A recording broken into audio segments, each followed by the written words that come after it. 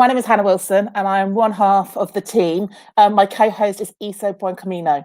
We're hosting today's webcast, and we are delighted to have Leslee Udwin as our guest today for our first in a two-part series to celebrate International Women's Day.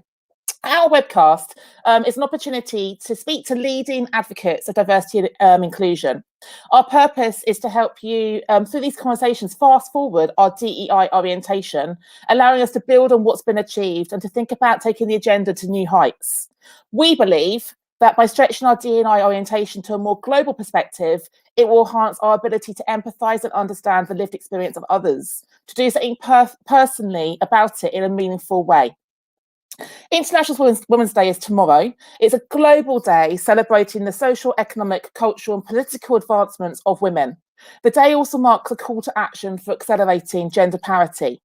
This year's campaign theme for 2021 is Choose to Challenge, because we believe a challenged world is an alert world, and from challenge comes change. So let's all choose to challenge. And as you're listening to Leslee today, let's hear how she has chosen to challenge too. What a privilege to celebrate International Women's Day with Leslee Udwin. So Leslee is a human rights advocate and education activist, a former filmmaker, and now campaigner for a system change in education. Her film, Who Bombed Birmingham, directly led to the release of the Birmingham Six after 17 years of wrongful imprisonment. Her feature film, East is East, 35 prestigious awards worldwide, including a BAFTA for Best Film, did much to promote tolerance and the celebration of diversity between Asian and British communities, and has become a classic film taught in schools across Europe. Her documentary, India's Daughter, has been critically acclaimed around the globe, won 32 awards, including the Peabody Award and the Amnesty International Media Award for Best Documentary in 2016, and is recognized as having sparked a global movement to end violence against women and girls. A multi-awarded woman, she is voted by the New York Times the #2 most impactful woman of 2015, but only second to Hillary Clinton, and has been awarded the prestigious Swedish Anna Lindh Human Rights Prize, previously won by Madeleine Albright. I swear the list goes on and on. And if I read everything there is about Leslee, I would use up the whole hour. So let's not do that, and let's talk to her. So Hannah, over to you. First question. Let's just do a little bit of this for a second. Our Shiro is here. And Leslee, you know I love you. I've spoken to you quite a lot in the last few months since we met. And I know you've got a fantastic journey to share with everyone. So how have you ended up doing the work you're doing? Tell us a little bit about what motivates you and perhaps some of the key milestones in your journey when it comes to diversity, equity and inclusion. Well, there've certainly been instances in my own life which, have inevitably, inexorably honed my focus right onto this as being one of the most critical and urgent matters we need to work on and solve. Enough working on, actually. We need to solve this now. And the instances in particular were, at the age of 11, I was expelled from my school when I realized in a religious education class, and this was a Jewish school, that there is a prayer that men say every morning. It's called the Shacharit, which means the dawn prayer. And in this prayer, there is the following sentence, believe it or not. I thank God that he did not make me a woman. Now, it is not just, of course, the Jewish faith, it's all faiths. I mean, all faiths really, and I hope I don't offend when I say this, faiths ultimately are man-made. They are man-organized. And they are patriarchal. If you're a Hindu woman, you cannot go into a temple when you're menstruating. I could go on. Now, basically what happened at that tender age of 11 to me was a fury was seeded inside me. A sadness, an overwhelming sadness, but more importantly, a fury. And I think that is the fury that actually fuels all my work. What I did following understanding that that is what the prayer said, was run out into the yard and go in search of the religious head of the school. One Rabbi Tanzer found him and basically said, I know what you men say every morning. And you know what, Rabbi Tanzer, you can take your Jewish Torah and shove it up your ass, I said. I was expelled within 5 minutes. And I always say, he called my father and said, get this out of my school, right? Now, I always say that that incident actually, prepared me for what I do now. And then at the age of 18, I was raped. So there have been instances in my life which have been so directly on the nose of this issue that I think it was inevitable that I should come home to rest in my later life in terms of saying, I'm going to solve this. I'm going to tackle this and solve it. And the only thing I'm interested in, and I know I'm kind of meandering around a little bit from your question, but the only thing I'm interested in really is action. I'm sick to death of hearing about the measurements of the problem, being asked to constantly measure it again and again, having, awareness fora. These are important. But now the time has come to actually take steps. Take action. And if we don't do this now, honestly, if we defer the Sustainable Development Goals to yet another time frame, if we say 2030 was too soon, let's now think about 2050, forget about it. We've already lost any sense of decency in the world. Standards have dropped to such a degree, we don't even care about what's true and not true anymore. I hope that partly answers the question.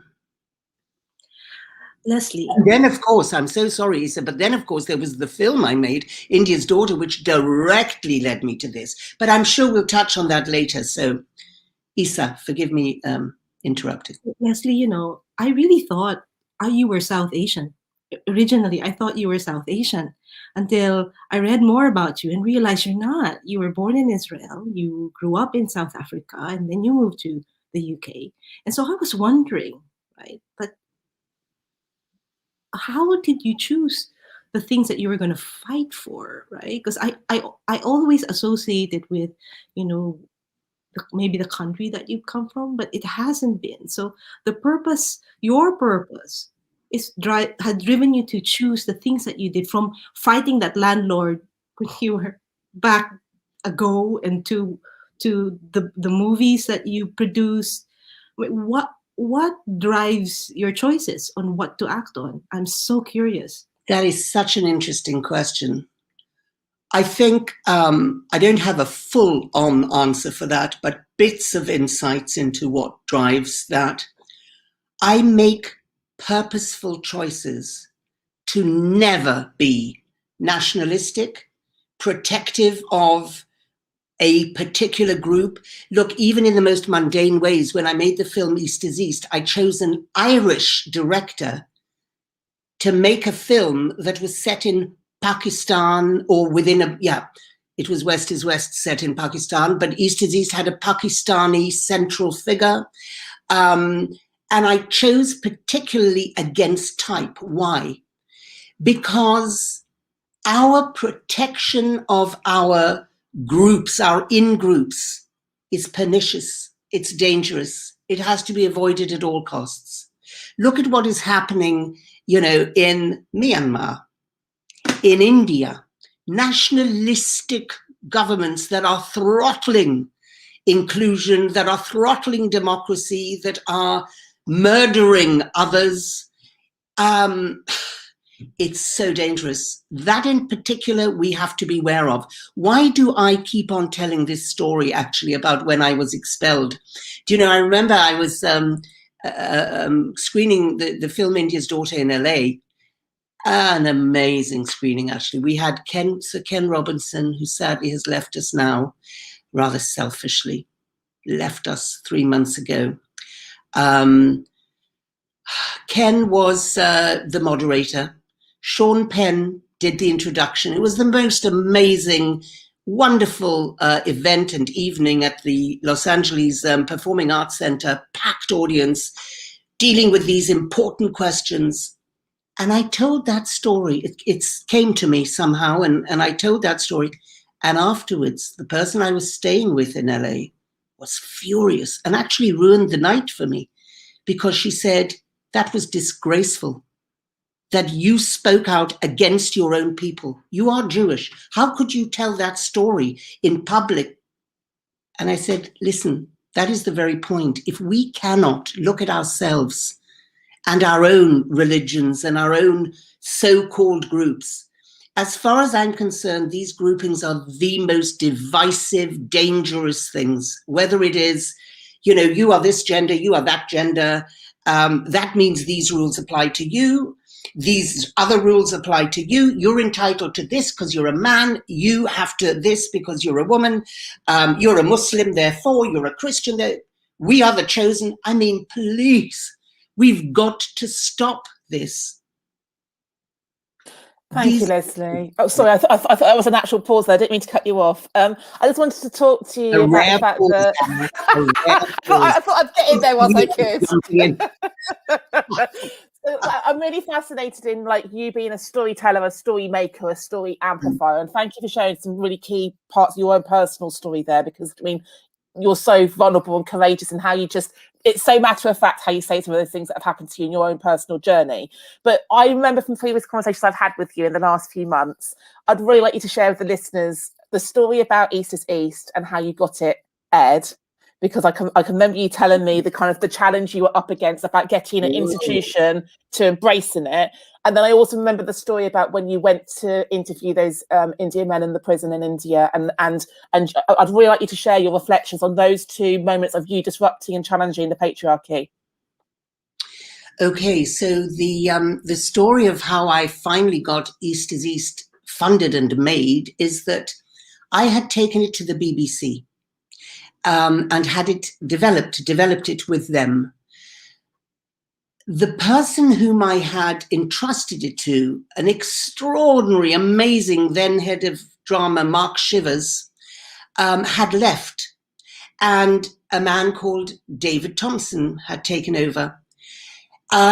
By the time we got to a script being ready and we started talking about, okay, now we're going to go out, let's decide what is the budget level, etc. This is a film, remember, a feature film. This was not for television. It was BBC drama for films.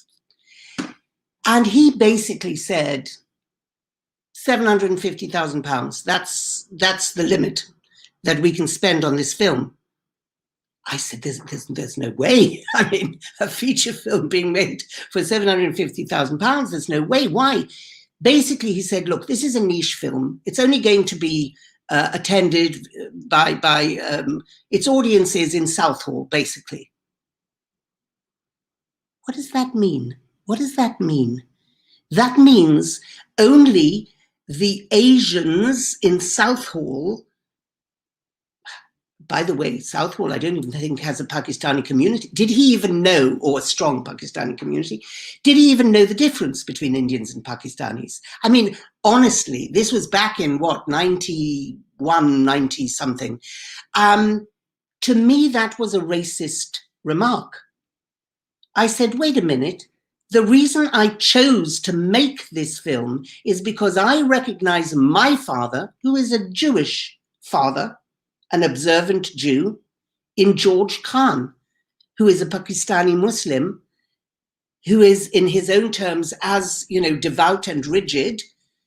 This is the most universal story imaginable. How are you telling me that only one group of people is going to be interested in seeing this film? That's ridiculous. No, he was adamant. I said, okay, you know what? In that case, I'll take the film back, release it. He said, who have you got interested in making this film? Immediately thought, oh, there's a competitor, right? I said, no, I mean, no one. I'm here to discuss the making of the film. But what you're basically telling me is you have no faith in the film's universality. You don't believe the film is going to get an audience. So you're going to make it as a tuppenny halfpenny thing. You know, I don't accept that. This is my baby. I have to take care of it. I'll take it elsewhere. Anyway, to cut a long story short, I had to start, I had to send a legal letter and start suing or threatening to sue the BBC. And finally, I did get it away from them. I think that shook him up, I guess, and they did release it. And I took it to Film 4, who of course said, well, this is actually our remit. Diversity and inclusion is our remit. We're going to make this. And they gave a budget of £2.5 million, which was in those days decent enough for a smallish film. And of course, what did the film do? It beat Sixth Sense at the box office. It beat, why? Because it's about human beings. As Maya Angelou said, human beings are much more alike than they are unlike. I mean, if I could see my father in George Khan, we are all the same, you know. So that's, yeah, that was that story. And then the other one you asked about, of course, is India's Daughter. And that's the one that really gave me the critical, practical insights that I needed to actually change my life and change purpose and everything I do now for the rest of my days. And I'll never make another film again. I say that with a tinge of sadness because I loved making films. It was my whole life. But now my whole life has changed.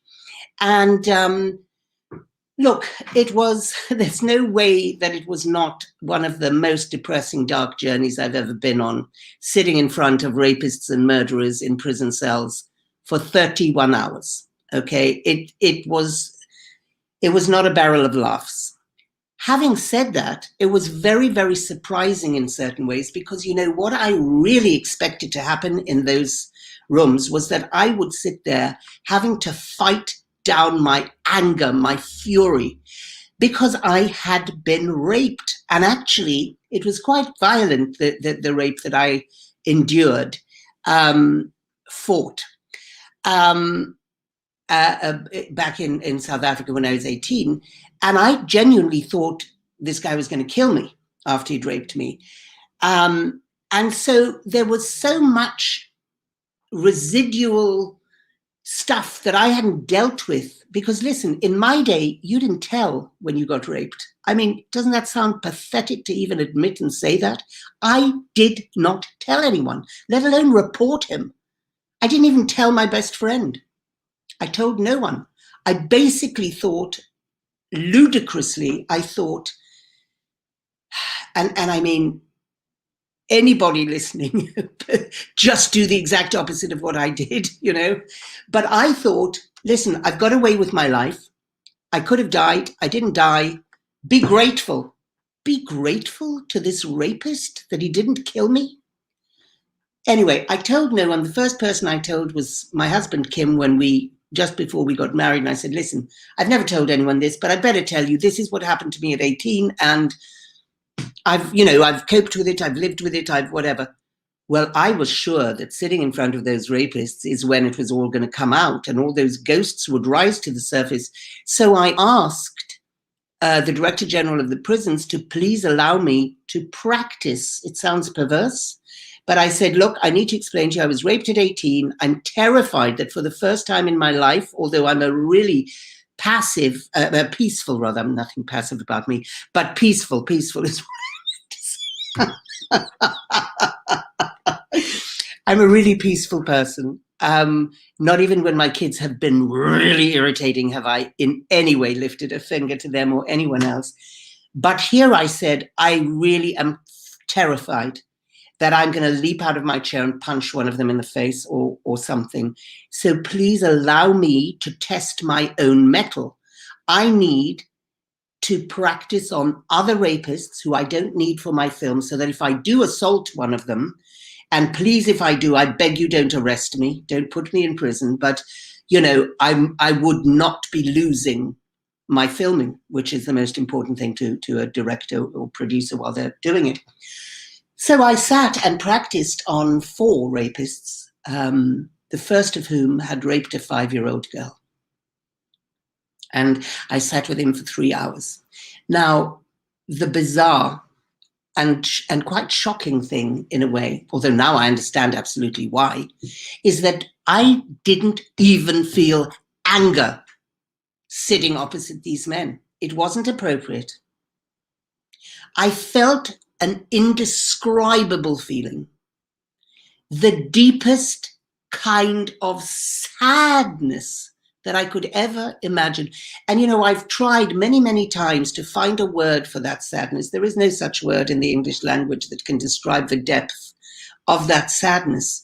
There's a German word which approximates it, and it's called Weltanschauung. I'm not even sure I'm pronouncing it correctly, but it is the deepest despair that the world contains this. And contains this is not contains those men who are monsters, far from it. It's the deepest despair that we are culpable in teaching these men how to think. Every rape, every abuse of human rights that is based on discriminatory mindset, which, by the way, I believe the vast majority of violence is based on discriminatory mindset. At the end of the day, even if it is simply the discrimination that you are worth less than me, or my need is greater than yours, therefore I can do this to you, that's discrimination, right?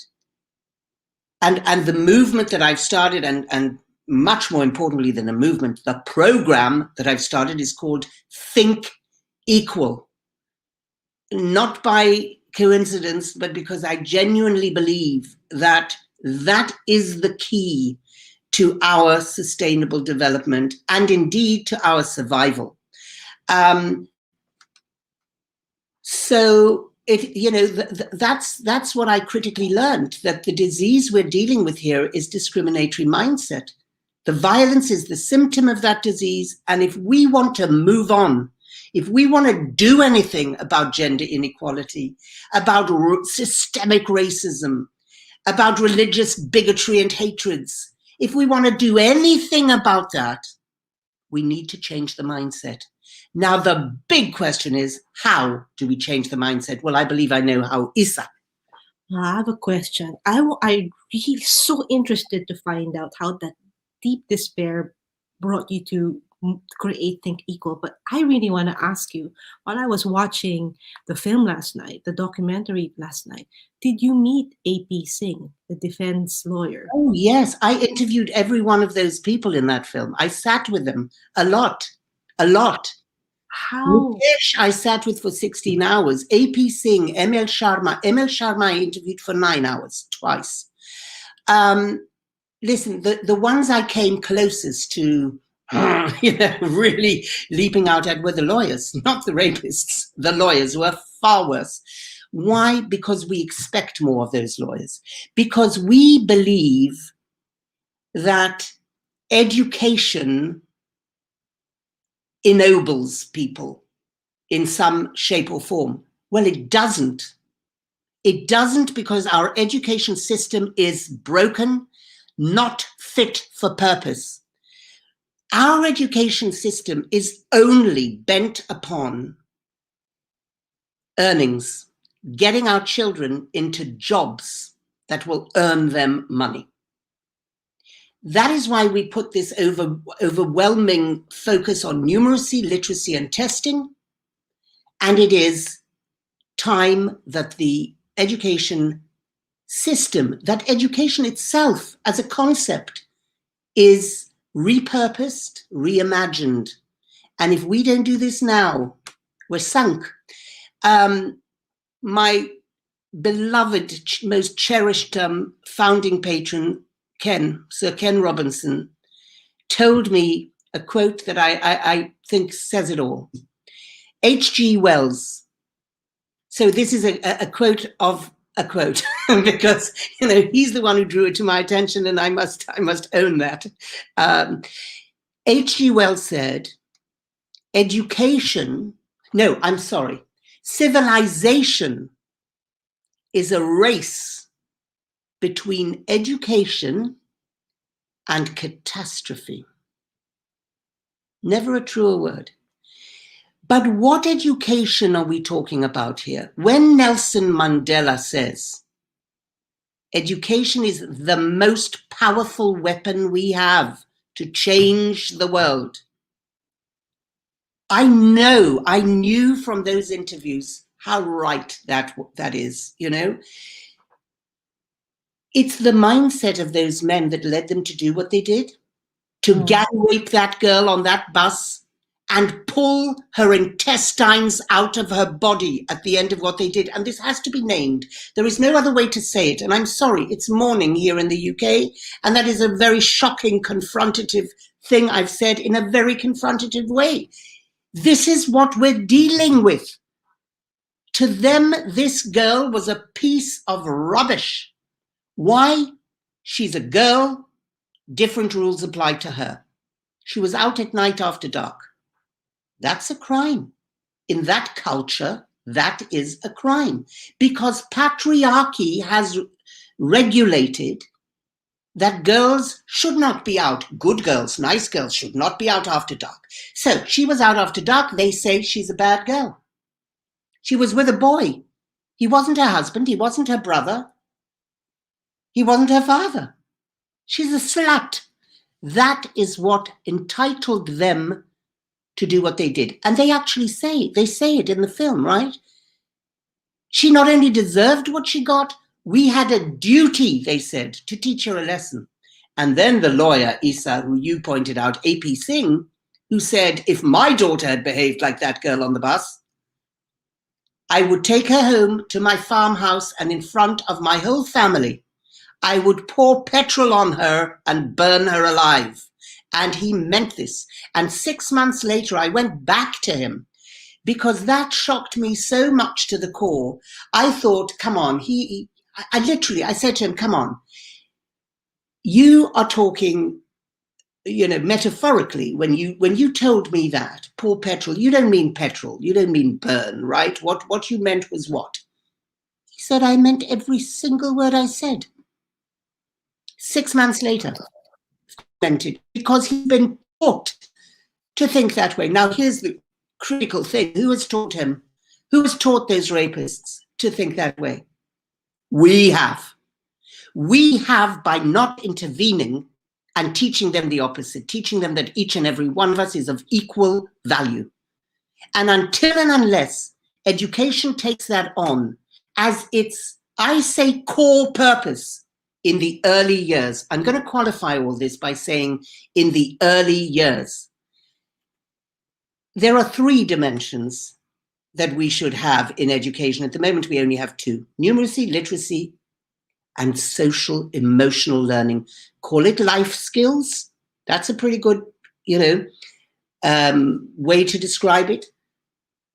Call it 21st century skills if you must. I say, really, we didn't need it in any other century. That to me doesn't cut it. But so many, the OECD included, are now calling it 21st century skills. Okay, call it what you like. Just do it. Get on with it and do it, because we are failing our children. So Leslee, I absolutely agree with you. And I want us to get really practical, because a lot of the audience are in education, because doing a lot of look after Twitter followers, and I really want you to explain to them this transition you made from being a filmmaker to a social activist, and the work that you and Think Equal do in education. I know you've got global footprint and do some amazing work. Would you just sort of take them through the journey of your thinking, what you do, and perhaps some of the kind of the strategic aims of what Think Equal's doing? Yes, forgive me disappearing there for a minute. I was leaning across to get some books and things so that I can explain a little bit more concretely. Okay, the transition from filmmaking to what I do now, seamless, absolutely direct. This wasn't a conscious thing. I sat in front of those men. I understood our culpability. I realized that the only thing that could have stopped those men from growing up to do what they did would have been an intervention at some point in their lives by, I knew not whom at that point, that actually said, you can't treat people like this. She's equal to you. Just the fact that she's a girl doesn't mean she can't go to Sucket Mall to see Life of Pi at 6:30, which comes out at 20 to 9. Understanding from them, from my 150 questions I had for them, how they viewed women and girls and their roles in society from the moment they pretty much opened their eyes in the world, right? How they witnessed a boy being born to a neighbor and celebration and everyone coming around and distributing sweets in that particular culture. By the way, I've got to say one critical thing. Of course, this is not India-centric. This happens in every single culture, in every single country in the world. Isa's pointing at herself, I'm pointing at myself. There is no question of that, right? Now, when a girl is born, they see everyone coming around and commiserating with the mother. It's a totally different atmosphere. There are no sweets are distributed. It's as concrete as that, right? And the mother's told, don't worry, next time God will bless you. Next time it'll be a boy. That is programming. We are programming our boys and our girls like robots. That's why I felt no anger. How can you feel angry with a robot? That's why they expressed no remorse or regret. How can a robot express remorse? They've been programmed that way. They believe it's right. So with all of those insights, I naturally had to ask those questions. Well, how could we have stopped this in this particular case? What would have made a difference? And at what age should this intervention have come? So I started researching. The first piece of research I did was absolutely seminal. I asked the question, if the lawyers who are educated were worse than the rapists, what does that mean about education? What does that say? And of course, what did Mandela mean when he said, one of the wisest men who have ever walked the earth, what did he mean when he said, education is the most powerful weapon we have to change the world? So I researched. I looked, reread his work that I'd read before, and I came across the answer, which he said, no child is born hating another human being because of the color of their skin, their religion, their gender, any other factor. A child has to be taught to hate. And if he can be taught to hate, he can be taught to love. In fact, he went on to say, for love comes more naturally to the human heart than its opposite. And it does. We know that. We know that when two babies who have never, not related, two unrelated babies are placed side by side in a room and the one baby cries, the other baby will cry in sympathy. We're wired for empathy, but what happens? A process of pruning takes place in the human brain. You know, I had to do some research into neuroscience, into child development. And what I discovered in a nutshell is, if we want to put in a foundation that teaches our children, one, to empathize. Hannah, you said that word, empathy, within the first 3 sentences. It is the glue. That is the key. And I know that as a former filmmaker.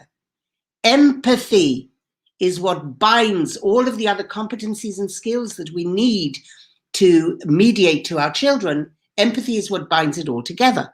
And I know as a filmmaker, you can only mediate empathy, teach empathy experientially. There is no other way. You cannot say to a child, or an adult for that matter, put yourself in that person's shoes.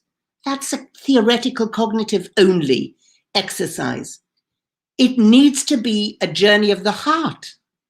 It needs to be you feeling, identifying, going on this journey, suspending disbelief, suspending your own. I know all this as a filmmaker, right? You can only do it through character and story, which is why books are so here are a few books. Books are the spine of our work. Every week of a 30-week program, we have books. And these are books that are illustrated and written by people from all over the world. We have every page virtually, is diverse, shows children from all over the world. Just in looking at the pictures, there are 25 competencies and skills that we teach our children. And those are the usual suspects in terms of social emotional learning, like collaboration, critical thinking, emotional literacy, mindfulness, emotional self-control. These are kind of the usual, but we also teach environmental stewardship. We also teach peaceful conflict resolution. We also teach gender equality. Who is teaching our children this?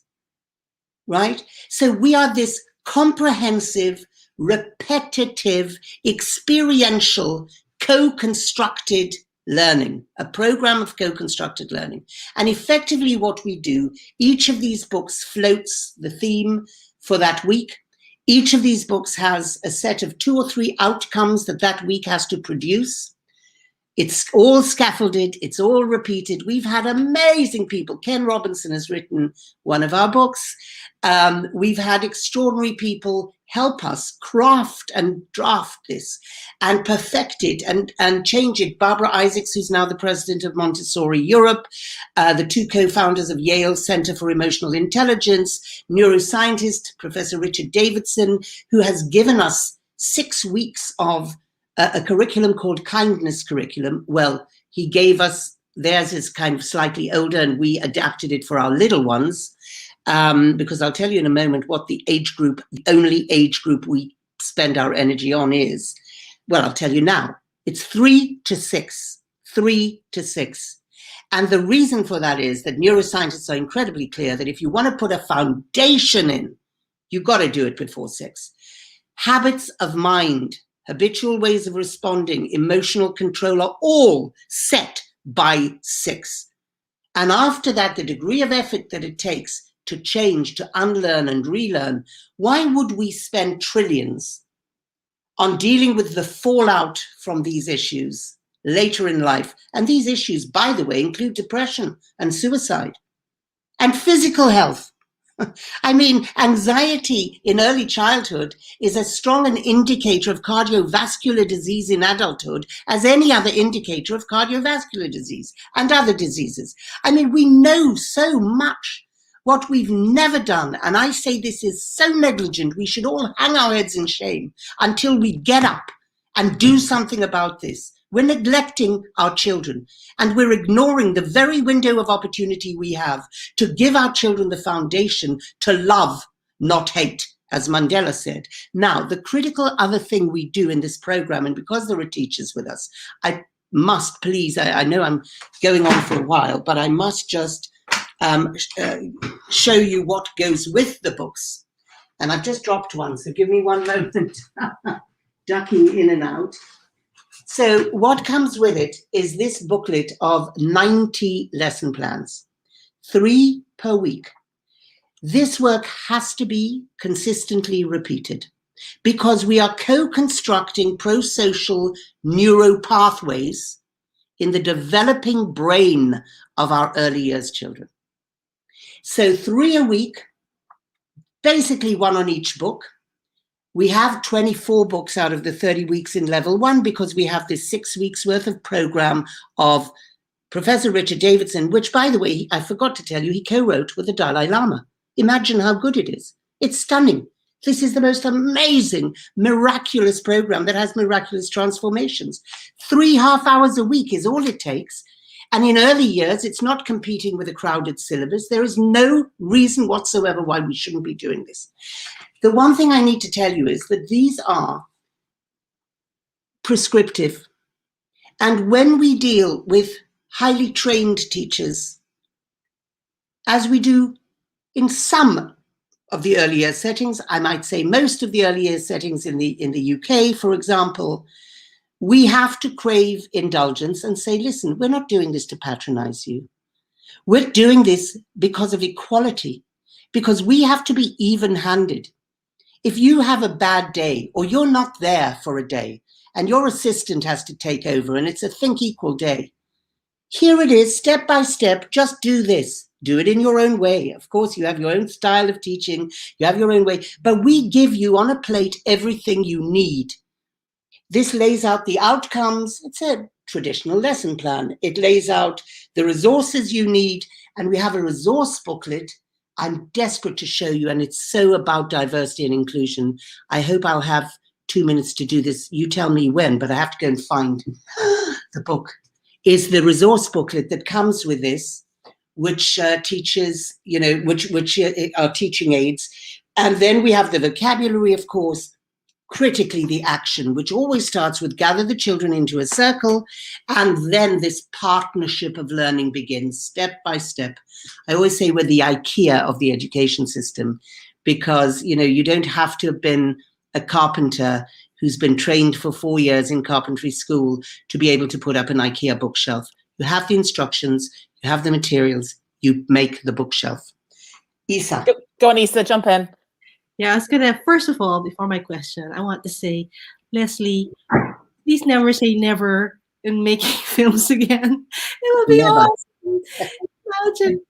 I wanted to ask you about, see, I've almost forgot what my question is now.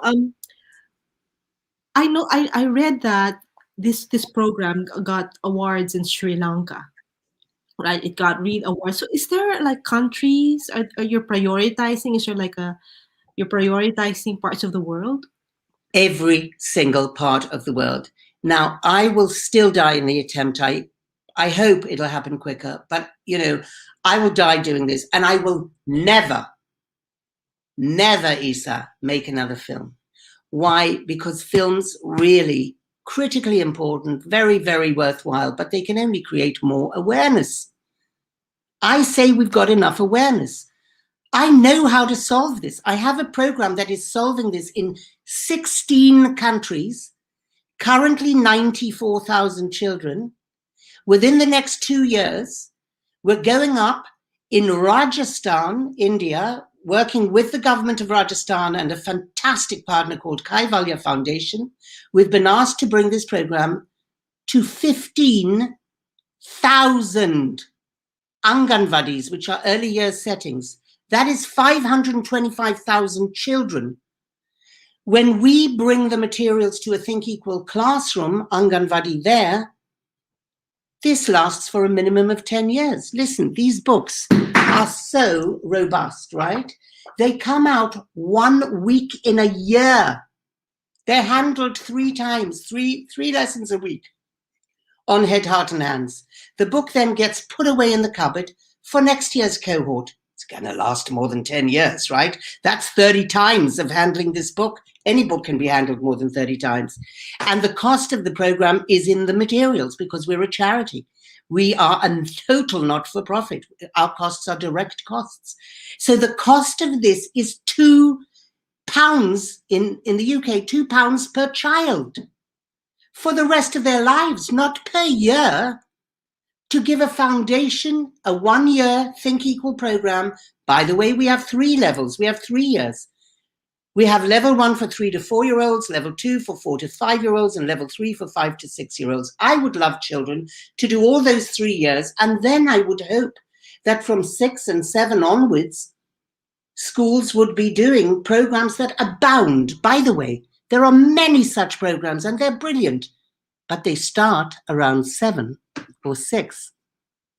There is a desert in early childhood, and I can actually say we are the only, so far, and I pray this stops being true, but so far we're the only comprehensive program that treats this as a full-on subject consistently. It's not an after-school program.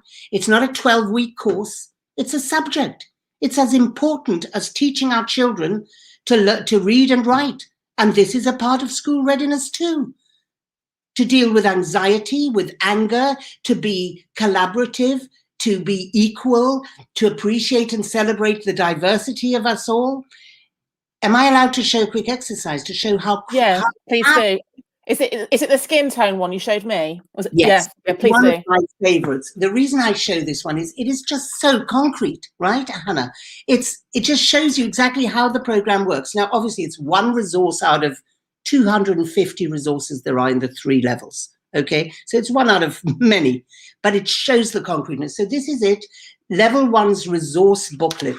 This particular resource and exercise we do in every one because it's so critically important. And this is about, clearly, stamping out systemic racism. Now, In week 1, we have a book called Me, Myself and I, which we change for every country we go into. So in Kenya, the Me, Myself and I, the illustrations show the Luo tribe and the Maasai tribe and Indian children, because there's a big Indian community in Kenya. So it's the Me, Myself and I of my country, okay? Diversity, but within my country. And it's all about teaching our children self-esteem in that first week. That's the outcome we're seeking.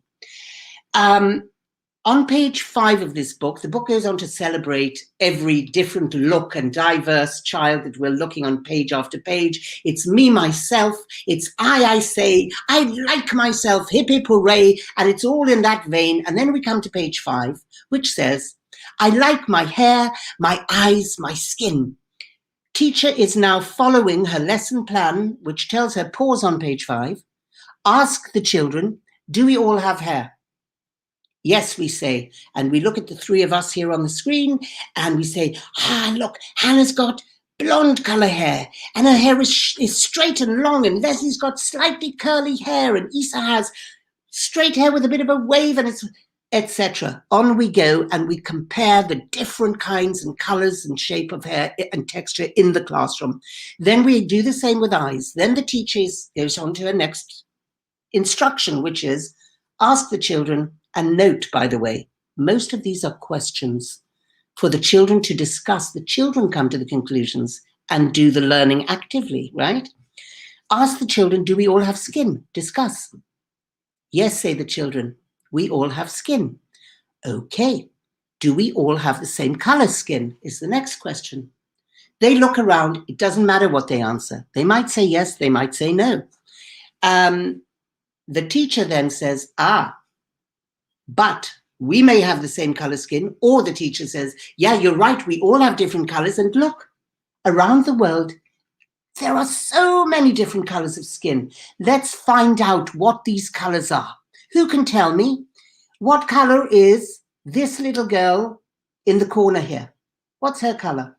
And the children will deliberate and come to the conclusion that she is white. They'll say she's white. Okay, says the teacher. You think she's white? Now tell me, if she's white, what color is the paper on the side of her portrait? Now the children are a little nonplussed, but they will then come to the conclusion that it's white. Teacher says, I agree. I think that's white too. But if that's white, how can she be white? Because look, aren't they different colors? Okay, what about this little girl here in the middle? What color is she? And the children will come to the conclusion that she's black. Okay, says the teacher, I want you all to come and look very, very closely now.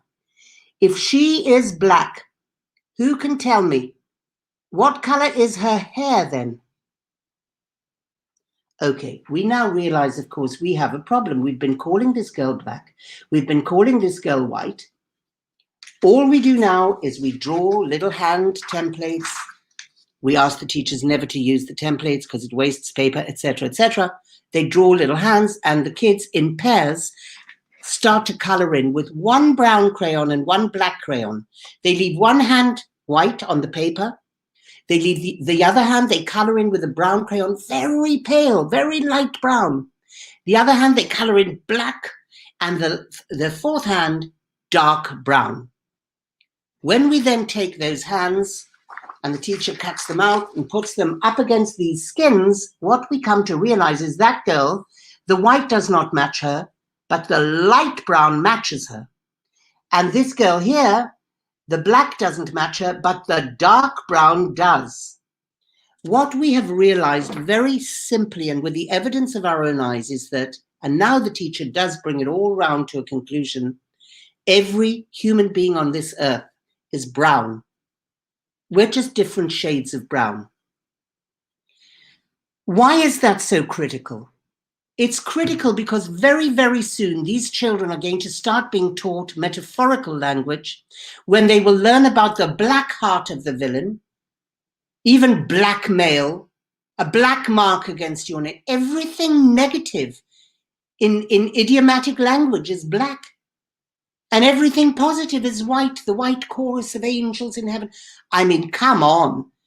give human beings a chance to have some self-esteem. So it's things like this that this program teaches.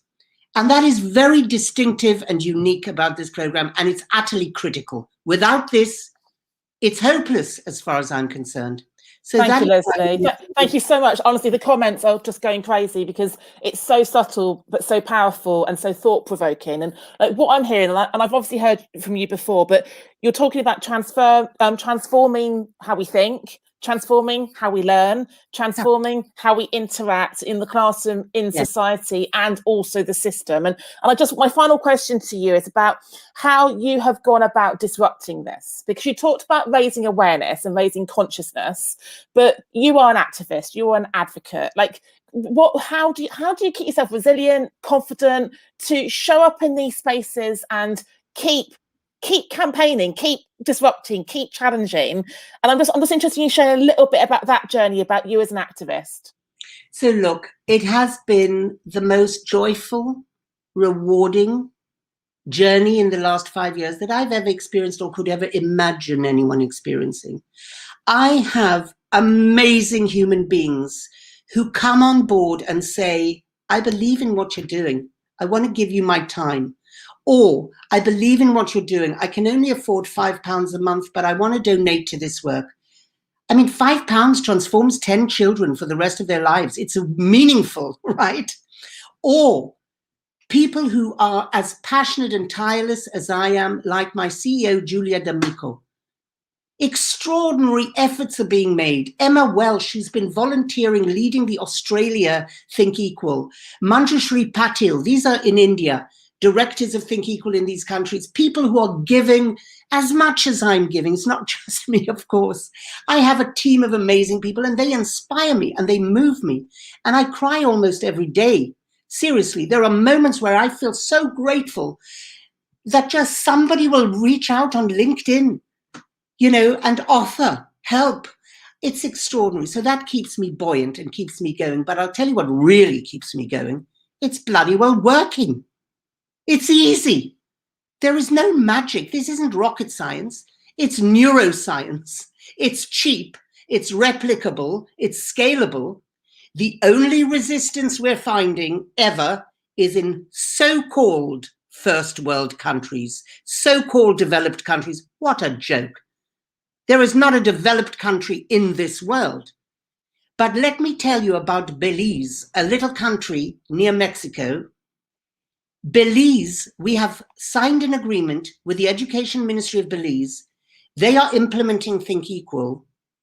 The word is in the agreement, compulsorily, for every 3 to 5-year-old child in the whole country. Imagine what Belize is going to look like in 10 years when these little ones are 13, 14, and 15. Imagine what's going to happen to the teenage crime figures, the teenage rape figures, the teenage pregnancy figures, the etc., the suicide figures. Suicide is now the #1 killer of our young men. In the UK, the #1 killer, right? I mean, what are we doing? We're sleepwalking through these problems of enormous proportions, and it's so bloody easy to fix. That's what keeps me going. We're doing it. 94,000 children so far, adding 525,000 in Rajasthan. We're going to be over 1 million children within 1 year. Adding 94,000 children, the whole province of the Eastern Cape of South Africa has taken this on. We're working with governments. We're working with UNICEF now in 2 countries, Mexico and North Macedonia. North Macedonia, every 3 to 4-year-old child in the whole country who goes to school is learning Think Equal.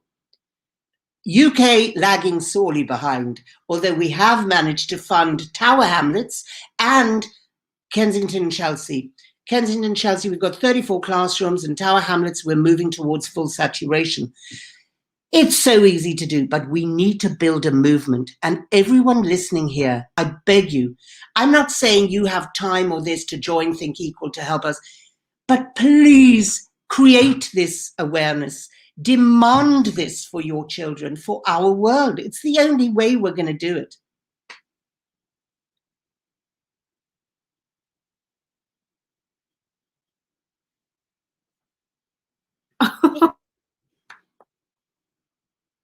Issa, you're mute. You're on mute, Issa.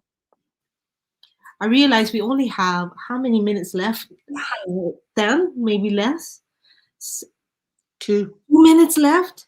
Right. So Leslie, final question. What's the final message that you want to leave our audience? Final message you want to leave our audience.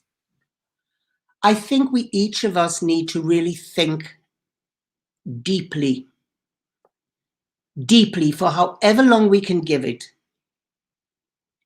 Are we going to leave the world in this emergency, in this crisis, in this mess to whoever comes after us? Be they our children or not, be they our family or not, are we really going to continue for the rest of our lives allowing this to happen, allowing these standards to just drop more and more every year? We now have no standard of truth. This fake news thing isn't it's just not just a phenomenon. It is a deep-rooted disease that can only get worse. Systemic racism, these systemic hatreds, these man-made wars. We have to get women leading. We have to get women making the decisions, because apart from anything, women are programmed to nurture. So let's just start there, okay? I mean, that is a brilliant trend, by the way, that's going on. Have you seen how many women leaders, presidents, prime ministers around the world? This is growing. But we really do need to examine deep within ourselves. All of us have time to give. We have to. And my challenge to you is, what are you going to do on a daily basis to ensure that we stop neglecting our young children at the stage of development where they can become inclusive by default, where they can have, 90% of the adult brain is fully developed by the age of 5. Let's make sure that before 6, before it's too late, we do actually build this foundation. No architect would build a building without a foundation. It would simply fall down, and it does. Human buildings are falling down our humanity buildings are falling down all the time, and it's so easy to fix. Thank you, Leslie. Thank you so much. Thank you so much. So I'm going to ask each of you for one sentence. Issa, what is it that you're going to choose a challenge? One sentence, please, to sum up what you've heard today. Choose the challenge to be more of an activist now, less than a storyteller. Thank you, Issa. Leslie, one sentence to sum up what you choose to challenge. Apathy, globalized indifference. That is what I'm going to challenge. We need to act with heart, with determination. Thank you. And I think mine is, I choose a challenge. I was talking about this in secondary. I'm a secondary English teacher. We need to be thinking about this in the early years. So thank you so much, Leslie. Honestly, we could all listen to you all day. It's been an absolute masterclass. And what you just said there about the need for feminist leadership, the need for sort of nurturing empathetic, compassionate leaders, leads us on beautifully to next week's guest. So on our second webcast for Fast Forward Diversity Inclusion for International Women's Day, our guest next week is Dr. Mari McLeod. Issa and I had the pleasure of listening to her last year. She is fascinating. She is a biologist whose expertise is on the science of attraction, relationships, health and well-being, and success at work for women. We're going to be talking about how women's biology impacts her leadership behaviour. And when Issa and I met her, she was sharing her research around how she studied monkey communities and matriarchal animal kingdoms and how we can learn in society about that. So the final thing, Leslie, is you've got lots of interest here. How can they support Think Equal? How can they get involved with the campaign? Can I put my my email ID on the chat? I will welcome, oh my goodness, all these comments. I haven't seen any of them. I was on private chat. Where do I write can someone please write in my email ID?